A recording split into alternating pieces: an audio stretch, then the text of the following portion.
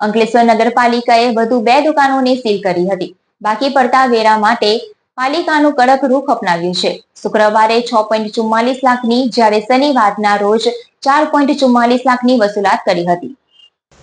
અંકલેશ્વર નગરપાલિકા દ્વારા પાલિકાના હાઉસ ટેક્સ વિભાગ, વ્યવસાય વેરો તેમજ જમીન અને દુકાન ભાડાના બાકી પડતા નાણાં માટે 9 ટીમ બનાવી 9 વોર્ડમાં વસૂલાત શરૂ કરી છે.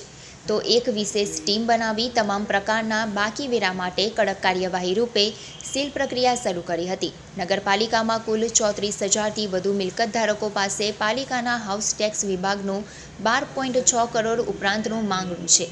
જેમ સામે હાલ 5.30 કરોડની આવક થઈ છે. તો વ્યવસાય વેરા વિભાગમાં 3800 કરદાતા પાસેથી 1.54 કરોડનો કુલ વ્યવસાય વેરો છે, જે પૈકી 1 કરોડ રૂપિયાની વસૂલાત થઈ છે.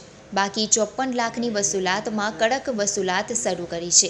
છેલ્લા બુધવારથી શરૂ કરવામાં આવેલ કડક વસૂલાતમાં શુક્રવારના રોજ વધુ 2 દુકાન બાકી પડતા વેરા માટે સીલ કરવામાં આવી હતી. દરમિયાન 6.44 લાખ રૂપિયાની વસૂલાત કરી હતી. તો શનિવારના રોજ 4.44 લાખની આજ વસૂલાત કરાઈ છે.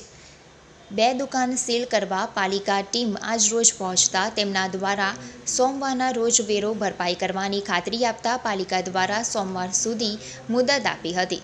ત્યારે પાલિકા દ્વારા આગામી દિવસોમાં 25,000થી વધુ જેનો વેરો બાકી હશે